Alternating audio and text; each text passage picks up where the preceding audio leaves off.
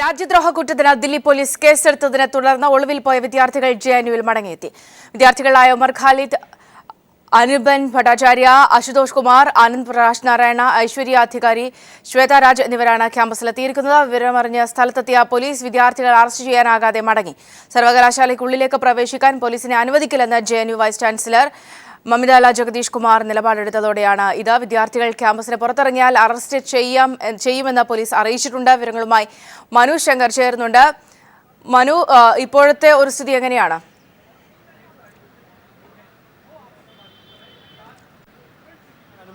സൗമ്യ, ഉമർ ഖാലിദ് അടക്കമുള്ള വിദ്യാർത്ഥികൾ ഇപ്പോൾ വൈസ് ചാൻസലറുമായി കൂടിക്കാഴ്ച നടത്തുകയാണ്. ഈ കൂടിക്കാഴ്ചയിൽ തന്നെ വൈസ് ചാൻസലർ മുന്നോട്ട് വെക്കുന്നത് ഈ പോലീസ് മുമ്പാകെ കീഴടങ്ങുക എന്ന നിർദ്ദേശമാണ് മുന്നോട്ട് വച്ചിരിക്കുന്നത്. നിലവിൽ ഈ സമര വിദ്യാർത്ഥികളുമായി ഈ 6 വിദ്യാർത്ഥികളും കൂടിക്കാഴ്ച നടത്തിയിരുന്നു.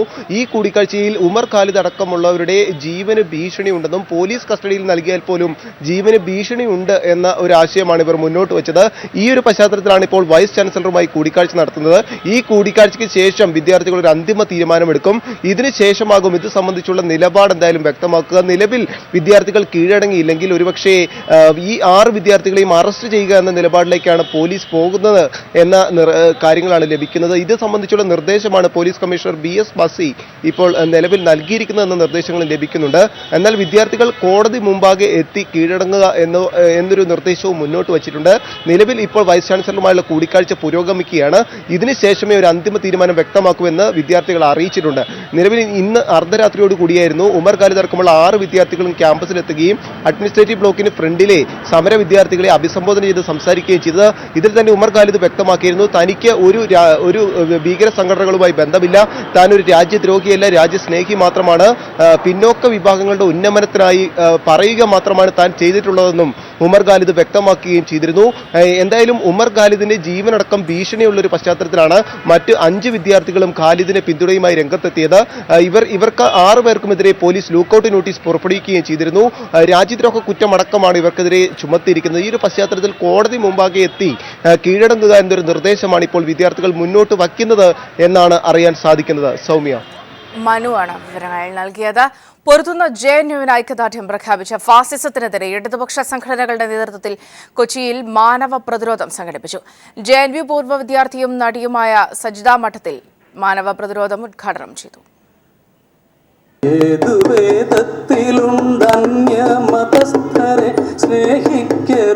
പൊരുതും ജെഎൻയു പടരും നാടാകെ എന്ന മുദ്രാവാക്യമുയർത്തിയാണ് DYFI, SFI, ജനാധിപത്യ മഹിളാ അസോസിയേഷൻ തുടങ്ങി വിവിധ സംഘടനകളുടെ നേതൃത്വത്തിൽ പ്രതിരോധ കൂട്ടായ്മ സംഘടിപ്പിച്ചത്.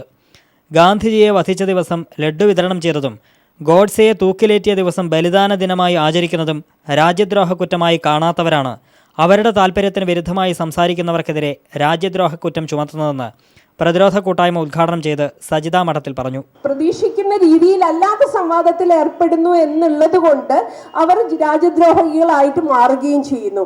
ഇതാണ് ഇന്നത്തെ ഇന്ത്യയുടെ അവസ്ഥ. സ്വാതന്ത്ര്യ സമര സേനാനികൾക്കെതിരെ ചുമത്തിയ അതേ വകുപ്പ് തന്നെയാണ് ഇപ്പോൾ അഭിപ്രായ സ്വാതന്ത്ര്യത്തിനു വേണ്ടി നിലകൊള്ളുന്നവർക്കെതിരെ ചുമത്തുന്നതെന്ന് പരിപാടിയിൽ പങ്കെടുത്ത CPM എറണാകുളം ജില്ലാ സെക്രട്ടറി P. രാജീവ് പറഞ്ഞു. രാജ്യദ്രോഹം അളക്കുന്ന പുതിയ ഉപകരണം RSS കണ്ടുപിടിച്ചിട്ടുണ്ട്. ആരാണ് ദേശസ്നേഹി, ആരാണ് രാജ്യദ്രോഹി എന്ന് പ്രഖ്യാപിക്കുന്നത്. BJPക്കും RSSനും നരേന്ദ്രമോദിക്കുമെതിരെ സംസാരിക്കുന്നത് രാജ്യദ്രോഹ കുറ്റമാണെങ്കിൽ DYFIക്കാർ എല്ലാവരും രാജ്യദ്രോഹികളാണെന്ന് DYFI സംസ്ഥാന സെക്രട്ടറി M. സ്വരാജ് പറഞ്ഞു.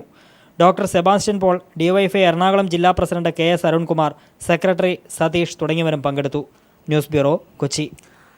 സ്ഥാനാർത്ഥി നിർണയത്തിൽ തുടരുന്ന തർക്കം പരിഹരിക്കാൻ കോൺഗ്രസ് ഹൈക്കമാൻഡുമായി കേരള നേതാക്കളുടെ ചർച്ച ആരംഭിക്കുകയാണ്. മുഖ്യമന്ത്രി ഉമ്മൻചാണ്ടി ഇന്ന് രാവിലെ അല്പം മുമ്പ് AK ആന്റണിയുമായി കൂടിക്കാഴ്ച നടത്തിയ സുധീരനും ചെന്നിത്തലയും ദില്ലിയിൽ ഉണ്ട്. വിവരങ്ങളുമായി സന്തോഷ് സർലിംഗ് ചേർന്നുണ്ട്. സർലിംഗ്, വിവരങ്ങൾ. സൗമ്യ, ഇന്നലെ രാത്രിയോടുകൂടി ഉമ്മൻചാണ്ടി ഡൽഹിയിലെത്തി. VM സുധീരനും രമേശ് ചെന്നിത്തലയും ഇന്നാണ് എത്തിയത്. ഇന്ന് വൈകുന്നേരം 5:30 സോണിയാഗാന്ധിയുമായുള്ള കൂടിക്കാഴ്ച 3 പേർക്കും നിശ്ചയിച്ചിട്ടുണ്ട്. സംസ്ഥാന നിയമസഭാ തെരഞ്ഞെടുപ്പിന്റെ സ്ഥാനാർത്ഥി നിർണയത്തിലും ആര് നയിക്കും എന്നതിനെ ചൊല്ലിയും തർക്കം രൂക്ഷമായ സാഹചര്യത്തിൽ ഹൈക്കമാൻഡ് തന്നെയാണ് 3 നേതാക്കളെയും നേരിട്ട് ഡൽഹിയിലേക്ക് വിളിപ്പിച്ചിരിക്കുന്നത്. 3 പേരും നേരത്തെ ഗുലാം നബി ആസാദിന്റെ നേതൃത്വത്തിലുള്ള സമിതിക്ക് മുമ്പിൽ തങ്ങളുടെ നിലപാട് വ്യക്തമാക്കി വ്യക്തമാക്കിയിരുന്നു. ഉമ്മൻചാണ്ടിയുടെ നേതൃത്വത്തിൽ ഈ സംസ്ഥാന നിയമസഭാ തെരഞ്ഞെടുപ്പ് നേരിടാൻ കഴിയില്ല എന്ന നിലപാടിലാണ് മൂന്ന് പേരും ഉള്ളത്. VM സുധീരനും രമേശ് ചെന്നിത്തലയും ഉള്ളത്.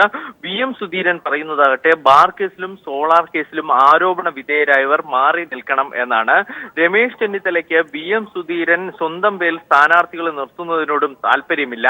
രമേശ് ചെന്നിത്തലയ്ക്കും പഴയ സ്വാധീനം ഹൈക്കമാൻഡിന് ഇല്ലാത്ത സാഹചര്യത്തിൽ VM സുധീരന്റെ വാക്കുകൾക്ക് മുൻഗണന നൽകും എന്ന് AI ഗ്രൂപ്പുകളും കരുതുന്നു. അതുകൊണ്ട് തന്നെ രണ്ടുപേരും VM സുധീരനെയും ശക്തമായി എതിർക്കുകയും ചെയ്തു. VM സുധീരനാകട്ടെ തിരിച്ച് ഉമ്മൻചാണ്ടിയുടെയും രമേശ് ചെന്നിത്തലയുടെയും നേതൃത്വത്തെയും എതിർക്കുന്നുണ്ട്. ഈ സാഹചര്യത്തിൽ ഇന്ന് വൈകുന്നേരത്തെ ചർച്ചയിൽ ഹൈക്കമാൻഡ് മുന്നോട്ട് വയ്ക്കുക, മൂന്നുപേരും ഒരുമിച്ച് തെരഞ്ഞെടുപ്പിനെ നേരിടുക, മൂന്നുപേരും മത്സരിക്കുക, അതിനുശേഷം പിന്നീട് കാര്യങ്ങൾ തീരുമാനിക്കാം എന്നതാണ്. ഗുലാം നബി ആസാദ് തന്റെ റിപ്പോർട്ടിൽ ചില പരാമർശങ്ങൾ നൽകിയിട്ടുണ്ട്. സംസ്ഥാനത്ത് ഭിന്നത രൂക്ഷമാണ് എന്ന തരത്തിൽ. അതുകൊണ്ട് തന്നെ ഇന്നത്തെ ചർച്ചയിൽ ആ റിപ്പോർട്ടും ഏറെ നിർണായകമായിരിക്കും. സൗമ്യ. സന്തോഷ് സാലിങ്ങാണ് വിവരങ്ങൾ നൽകിയത്. ദില്ലി പോലീസ് അറസ്റ്റ് ചെയ്ത JNU വിദ്യാർത്ഥി യൂണിയൻ പ്രസിഡന്റ് കന്നയ്യയുടെ ജാമ്യ ഹർജി ഇന്ന് ദില്ലി ഹൈക്കോടതി പരിഗണിക്കും. കന്നയ്യയ്ക്ക് വേണ്ടി ഹാജരാകുന്ന അഭിഭാഷകർക്ക് ഹൈക്കോടതിയിലെത്തിയാൻ പ്രത്യേക സുരക്ഷ ഏർപ്പെടുത്തും. അസമയം അഫ്സൽ ഗുരുവിന്റെ വധശിക്ഷ കന്നയ്യ ചോദ്യം ചെയ്തെന്ന് ചൂണ്ടിക്കാട്ടി BJP അഭിഭാഷകർ സമർപ്പിച്ച ഹർജി സുപ്രീംകോടതി ഇന്ന് പരിഗണിക്കുന്നുണ്ട്. സുപ്രീംകോടതി നിർദ്ദേശപ്രകാരമാണ് JNU വിദ്യാർത്ഥി യൂണിയൻ പ്രസിഡന്റ് കന്നയ്യ ഹൈക്കോടതിയിൽ ജാമ്യാപേക്ഷ സമർപ്പിച്ചത്. ഫയലിൽ സ്വീകരിച്ച ഹൈക്കോടതി ഇന്ന് വാദം കേൾക്കും. കന്നയ്യ നേരിട്ട് ഹൈക്കോടതിയിൽ ഹാജരാകേണ്ടതില്ലാത്തതിനാൽ അനിഷ്ട സംഭവങ്ങൾ ഉണ്ടാകില്ലെന്നാണ് സുരക്ഷാ ഉദ്യോഗസ്ഥരുടെ വിലയിരുത്തൽ. കന്നയ്യയ്ക്ക് വേണ്ടി വാദിക്കുന്ന വൃന്ദ ഗോവർ അടക്കമുള്ള അഭിഭാഷക സംഘത്തിന് ഹൈക്കോടതിയിലെത്താൻ പ്രത്യേക സുരക്ഷ ഏർപ്പെടുത്തിയിട്ടുണ്ട്. അക്രമം നടത്തിയ BJPയിലെ അഭിഭാഷകർ കന്നയ്യയ്ക്കെതിരെ കോടതിയലക്ഷ്യത്തിന് കേസെടുക്കണമെന്നാവശ്യപ്പെട്ട് സുപ്രീം കോടതിയിൽ ഹർജി ഫയൽ ചെയ്തിരുന്നു. അഫ്സൽ ഗുരു വധശിക്ഷ ജുഡീഷ്യൽ കൊലപാതകമെന്ന് കന്നയ്യ ആരോപിച്ചതായി ഹർജിയിൽ പറയുന്നു. ചീഫ് ജസ്റ്റിസ് TS താക്കൂറിന്റെ ബെഞ്ച് ഹർജി പരിഗണിക്കും. അതേസമയം പട്യാല കോടതി ആക്രമണത്തെക്കുറിച്ച് ദില്ലി പോലീസിന്റെ അന്വേഷണവും ദില്ലി സർക്കാർ ഉത്തരവിട്ട ജുഡീഷ്യൽ അന്വേഷണവും പുരോഗമിക്കുന്നു. മർദ്ദനമേറ്റ കൈരളി TV റിപ്പോർട്ടർ മനുശങ്കറിൽ നിന്നും ദില്ലി പോലീസ് മൊഴിയെടുത്തു.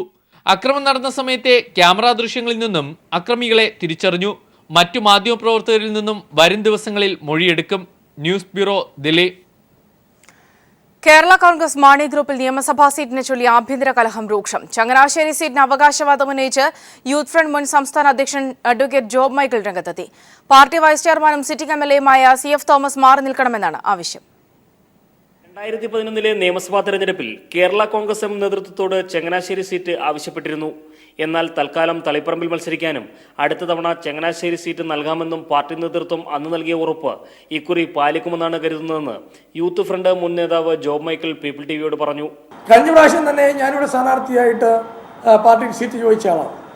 ആ ചോദിച്ച സമയത്ത് എന്നോട് പാർട്ടി പറഞ്ഞത് അടുത്ത പ്രാവശ്യം തീർച്ചയായും ഈ സീറ്റ് ജോബ് മൈക്കിൾ മത്സരിക്കാം എന്നുള്ള ഒരു കണ്ടീഷനിലാണ് ഞാൻ തളിപ്പറമ്പിന് പോയത്. ആ തീരുമാനം പാർട്ടി നടപ്പാക്കിക്കണം. പാർട്ടി ചെയർമാനും പാർട്ടി ലീഡർഷിപ്പും ഒക്കെ അതിനുവേണ്ടി നിലപാടെടുക്കുമെന്ന് തന്നെയാണ് എൻ്റെ വിശ്വാസം.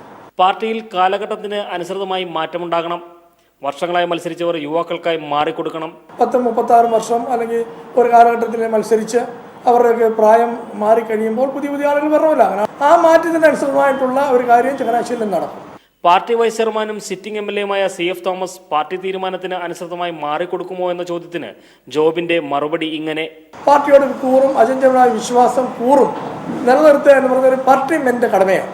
ആ പാർട്ടി മെൻ ആ കടമ നിർവഹിക്കുക എന്ന് പറഞ്ഞാൽ അതിൻ്റെ അർത്ഥം അത് മാറിക്കൊടുക്കത്തില്ല എന്നുള്ള തീരുമാനം അല്ല. അത് പാർട്ടി ആവശ്യപ്പെടുന്ന സമയത്ത് പാർട്ടിക്ക് അനുസൃതമായി ആ പാർട്ടിയെ സ്നേഹിക്കുന്ന പാർട്ടിയോട് കൂറുപുലർത്തുന്ന ആള് അതിനുവേണ്ടി തയ്യാറെടുക്കും എന്ന് തന്നെയാണ് എൻ്റെ വിശ്വാസം. മുന്നണിയിലോ പാർട്ടിയിലോ സീറ്റ് ചർച്ചകൾ തുടങ്ങാനിരിക്കുന്ന സന്ദർഭത്തിൽ കേരള കോൺഗ്രസിന്റെ ഈറ്റില്ലമായ കോട്ടയത്തു നിന്നും സീറ്റിനായി ഉയർന്ന പരസ്യമായ അവകാശവാദം വരും ദിവസങ്ങളിൽ പാർട്ടിയെ പൊട്ടിത്തെറിയിലേക്ക് നയിക്കുമെന്നാണ് രാഷ്ട്രീയ നിരീക്ഷകരുടെ വിലയിരുത്തൽ. TP Prashanth, news bureau, Kottayam. പാർലമെന്റിന്റെ ബജറ്റ് സമ്മേളനം നാളെ ആരംഭിക്കും. കന്നയ്യയുടെ അറസ്റ്റ് സഭയെ ബഹളമയമാക്കും. JNU വിഷയം സഭ ചർച്ച ചെയ്യാമെന്നാണ് കേന്ദ്ര സർക്കാർ നിലപാട്. വ്യാഴാഴ്ച റെയിൽ ബജറ്റും തിങ്കളാഴ്ച പൊതുബജറ്റും അവതരിപ്പിക്കും. JNU വിഷയത്തിൽ ഇടതുപക്ഷവും പ്രതിപക്ഷ പാർട്ടികളും സംയുക്തമായി പ്രതിഷേധത്തിൽ നിൽക്കുന്ന പശ്ചാത്തലത്തിലാണ് ബഡ്ജറ്റ് സമ്മേളനം നാളെ ആരംഭിക്കുന്നത്. JNU വിദ്യാർത്ഥി യൂണിയൻ പ്രസിഡന്റിനെ അറസ്റ്റ് ചെയ്തത് വ്യാജ വീഡിയോയുടെ അടിസ്ഥാനത്തിലാണ് എന്നത് കേന്ദ്ര സർക്കാരിനെ പ്രതിരോധത്തിലാക്കുന്നു. കൂടാതെ വിഷയത്തിൽ NDAയ്ക്കുള്ളിൽ തന്നെ എതിരഭിപ്രായമുണ്ട്. പുറമേ നിന്നുള്ള പിന്തുണ സമാജ്വാദിയിൽ നിന്നും തൃണമൂൽ കോൺഗ്രസിൽ നിന്നും ലഭിക്കില്ല. പ്രതിപക്ഷ പ്രതിഷേധത്തെ ഒറ്റയ്ക്ക് നേരിടേണ്ടി വരും. വിഷയം ചർച്ച ചെയ്ത് പ്രതിഷേധം കുറയ്ക്കാനും NDA ശ്രമിക്കുന്നു. എന്നാൽ JNUവിൽ പ്രസംഗിച്ച രാഹുൽ ഗാന്ധി ദേശവിരുദ്ധരെ പിന്തുണയ്ക്കുന്നു എന്ന് കാണിച്ച് BJP അവിശ്വാസ പ്രമേയത്തിന് നോട്ടീസ് നൽകുമെന്ന് സൂചനയുണ്ട്. എങ്കിലത് പ്രശ്നങ്ങളെ വീണ്ടും ആളിക്കത്തിക്കും. രാജ്യസഭയിൽ ബില്ലുകൾ പാസാക്കാൻ ഇത്തവണയും കേന്ദ്ര സർക്കാരിന് കഴിയില്ല. 25-ാം തീയതി കേന്ദ്ര റെയിൽവേ വകുപ്പ് മന്ത്രി സുരേഷ് പ്രഭു കേന്ദ്ര റെയിൽ ബഡ്ജറ്റ് അവതരിപ്പിക്കും. തിങ്കളാഴ്ച മോദി സർക്കാരിന്റെ രണ്ടാമത്തെ പൂർണ്ണ പൊതു ബഡ്ജറ്റ് ധനകാര്യമന്ത്രി അരുൺ ജെയ്റ്റ്ലിയും അവതരിപ്പിക്കുന്നുണ്ട്. News bureau, Delhi. Solar commission മുമ്പാകെ സരിത ഇന്ന് ഹാജരാകില്ല. അസുഖമായതിനാൽ വിസ്താരം 2 ദിവസത്തേക്ക് മാറ്റിവെക്കണമെന്നാവശ്യപ്പെട്ട് സരിത കമ്മീഷനിൽ അപേക്ഷ സമർപ്പിച്ചിട്ടുണ്ട്. ഇത് കമ്മീഷൻ ഇന്ന് പരിഗണിക്കും. ഈ മാസം 18-ന് സരിത ഹാജരായെങ്കിലും അസുഖം കാരണം മൊഴി നൽകാനാവില്ലെന്ന് കമ്മീഷനെ അറിയിക്കുകയായിരുന്നു. ഇതേ തുടർന്ന് വിസ്താരം ഇന്നത്തേക്ക് മാറ്റിയിരുന്നു. അതേസമയം മുൻ തൃശൂർ റേഞ്ച് IG TJ ജോസിനെ കമ്മീഷൻ ഇന്ന് വിസ്തരിക്കും. സരിതയുടെ ഫോൺ കോൾ വിവരങ്ങൾ TJ ജോസ് നശിപ്പിച്ചുവെന്ന് മുൻ ജയിൽ DGP അലക്സാണ്ടർ ജേക്കബ് കമ്മീഷനിൽ മൊഴി നൽകിയിരുന്നു. ഈ സാഹചര്യത്തിലാണ് TJ ജോസിനെ ഇന്ന് വിസ്തരിക്കുന്നത്. വയനാട്ടിലെ ആദിവാസി ക്ഷേമ സമിതിയുടെ ആഭിമുഖ്യത്തിൽ കളക്ടറേറ്റ് വളയൽ സമരം നടക്കുകയാണ്. ആദിവാസികൾക്കുള്ള ഭൂമി വിതരണം ഉൾപ്പെടെയുള്ള വിവിധ ആവശ്യങ്ങൾ ഉന്നയിച്ചാണ് സമരം. കൂടുതൽ വിവരങ്ങളുമായി അനൂപ് KR ചേരുന്നുണ്ട്. അനൂപ്, ഇവരുടെ ആവശ്യം എങ്ങനെയാണ് വിവരങ്ങൾ? സൗമ്യ, ഭൂവിതരണത്തിലും മറ്റ് ആദിവാസി ക്ഷേമ പദ്ധതികളിലും ആദിവാസികളോട് തുടരുന്ന സർക്കാർ വഞ്ചനയിൽ പ്രതിഷേധിച്ചാണ് ആദിവാസി ക്ഷേമ സമിതിയുടെ നേതൃത്വത്തിൽ ഇന്ന് കളക്ടറേറ്റ് വളയിൽ സമരം നടക്കുന്നത്. സമരം 11 മണിയോടുകൂടി CPIM പോളിറ്റ് ബ്യൂറോ അംഗം ബൃന്ദ കാരാട്ട് ഉദ്ഘാടനം ചെയ്യും. രാവിലെ 6 മണി മുതൽ തുടരുന്ന സമരം ഇന്ന് ഉച്ചവരെയെങ്കിലും തുടരാനാണ് സാധ്യത. AKSന്റെ പ്രധാന ആവശ്യങ്ങൾ ഇതാണ്: ഭൂരഹിത ആദിവാസികൾക്ക് ഭൂമി നൽകുക, വനാവകാശ നിയമം ഭേദഗതി ചെയ്ത് വനഭൂമിയിൽ താമസിക്കുന്നവർക്ക് ഭൂമി നൽകുക, ഭൂമിയുള്ള ആദിവാസികൾക്ക് കൃഷിയിറക്കാൻ സർക്കാർ സഹായം നൽകുക തുടങ്ങിയ ആവശ്യങ്ങളാണ് AKS ഉയർത്തുന്നത്. ഇതിനോടൊപ്പം തന്നെ 2011-ൽ LDF സർക്കാർ കളക്ടറുടെ അക്കൗണ്ടിൽ നിക്ഷേപിച്ച 50 കോടി ആദിവാസികൾക്ക് ഭൂമി വാങ്ങി നൽകുന്നതിന് നിക്ഷേപിച്ച 50 കോടി രൂപ കാര്യക്ഷമമായി വിനിയോഗിക്കണമെന്നും AKS ആവശ്യപ്പെടുന്നുണ്ട്. നിലവിൽ UDF ഭരണം ഇത്ര 4.5 വർഷം പിന്നിട്ടപ്പോൾ ഇതുവരെ ഭൂമി നൽകിയത് 251 പേർക്ക് മാത്രമാണ്. കൂടാതെ ആശിക്ക് ഭൂമി ആദിവാസികൾക്ക് തുടങ്ങിയ നിരവധി പദ്ധതികൾ ആവിഷ്കരിച്ചുവെങ്കിലും ഇത്തരം പദ്ധതികളിലെല്ലാം വലിയ അഴിമതിയും മറ്റുമുണ്ടായി. 251 പേർക്ക് മാത്രമാണ് സർക്കാർ ഇതുവരെ ഭൂമി നൽകാൻ സാധിച്ചത്. ഇതിനു പുറമെ ജില്ലയിൽ 19 കേന്ദ്രങ്ങളിൽ ഭൂസമരം നടക്കുന്നുണ്ട്. ഇത്തരം സമരങ്ങളോടെല്ലാം തന്നെ സർക്കാർ തികഞ്ഞ നിഷേധാത്മക നിലപാടാണ് സ്വീകരിക്കുന്നത്. ഇതിനെല്ലാമുള്ള പ്രതിഷേധം എന്ന നിലയിലാണ് ഇപ്പോൾ സമരം AKS നടത്തുന്നത്. സമരം അല്പസമയത്തിനകം CPIM പോളിറ്റ് ബ്യൂറോ അംഗം ബൃന്ദ കാരാട്ട് ഉദ്ഘാടനം ചെയ്യും. അനൂപ് KR ആണ് വിവരങ്ങൾ നൽകിയത്. മലയാളത്തിന്റെ പ്രിയ കവി ONV കുറുപ്പിന് മണൽ ശില്പത്താൾ സ്മരണാഞ്ജലി. തിരുവനന്തപുരം ശംഖുമുഖം കടപ്പുറത്താണ് ONVക്ക് ആദരാഞ്ജലി അർപ്പിച്ച് അദ്ദേഹത്തിന്റെ മണൽ ശില്പം ഒരുക്കിയത്. കണ്ണൂർ സ്വദേശിയായ ദീപകാണ് മണൽ ശില്പം നിർമ്മിച്ചത്. സാഗരമേ ശാന്തമാകനീ സാന്ത്യരാഗം മായുന്നിതാ. ശംഖുമുഖം കടപ്പുറത്തെ മണൽത്തിട്ടയിൽ മലയാളത്തിന്റെ പ്രിയ കവി ONVയുടെ മുഖം തെളിഞ്ഞു. കേരളത്തിന്റെ മണ്ണും മനസ്സുമറിഞ്ഞ മഹാകവി വിടവാങ്ങിയപ്പോൾ മണൽ തരികളാൽ തീർത്ത ആദരാഞ്ജലിയായി ഈ ശില്പം.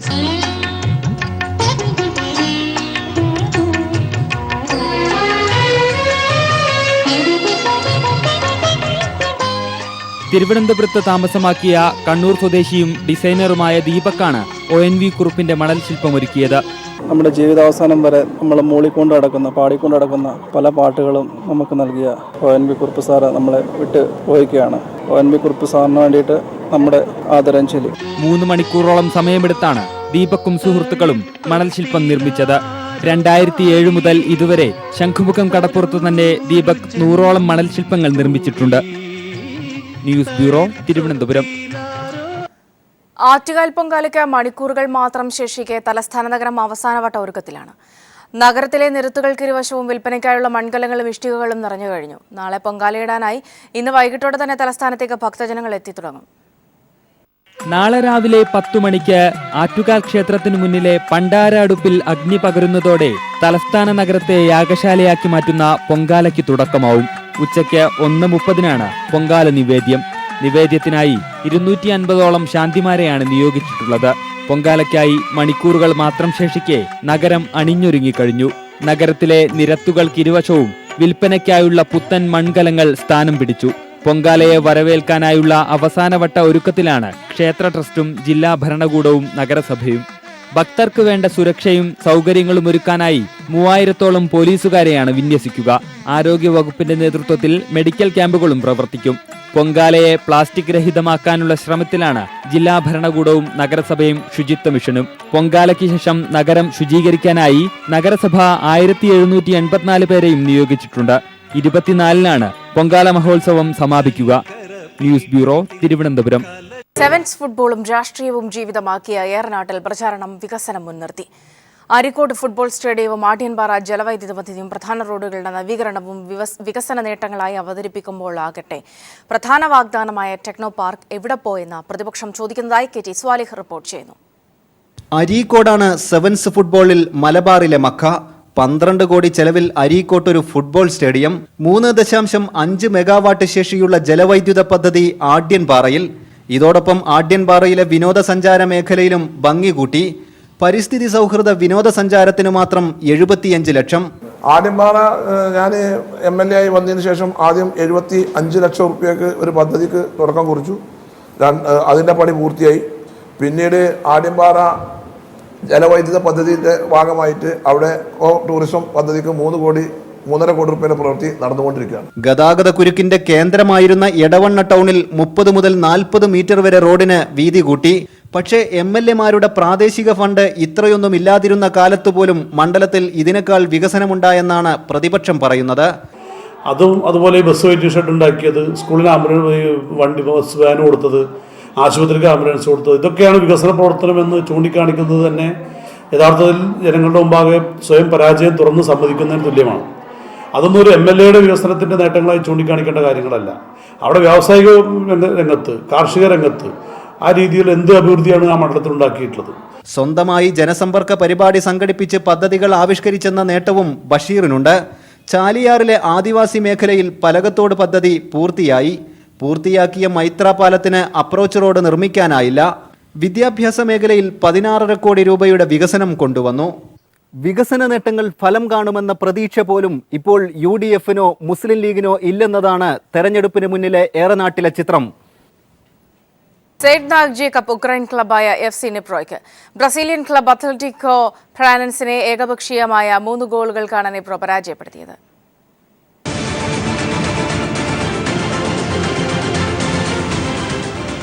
കോഴിക്കോട് കോർപ്പറേഷൻ സ്റ്റേഡിയത്തിൽ തിങ്ങി നിറഞ്ഞ 40,000-ലധികം കാണികളെ സാക്ഷി നിർത്തിയാണ് ഉക്രൈൻ ടീമായ FC നിപ്രോ നാഗ്ജി കപ്പിൽ മുത്തമിട്ടത്.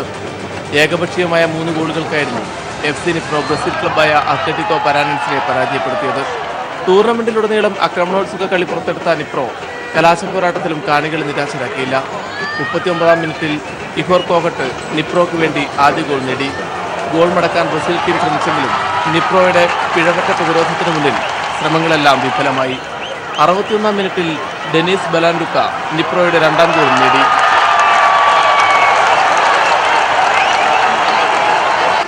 85-ാം മിനിറ്റിൽ യൂറിൻ വാക്കുൾക്കോയുടെ ഗോളിലൂടെ നിപ്രോ ഗോൾ പട്ടിക പൂർത്തിയാക്കി.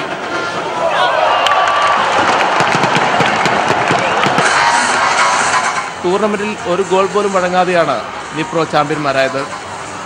സ്റ്റേഡിയത്തിൽ നടന്ന വർണ്ണാഭമായ ചടങ്ങിൽ ചാമ്പ്യന്മാർക്ക് മന്ത്രി PK കുഞ്ഞാലിക്കുട്ടി ട്രോഫികൾ വിതരണം ചെയ്തു. News bureau, Kozhikode.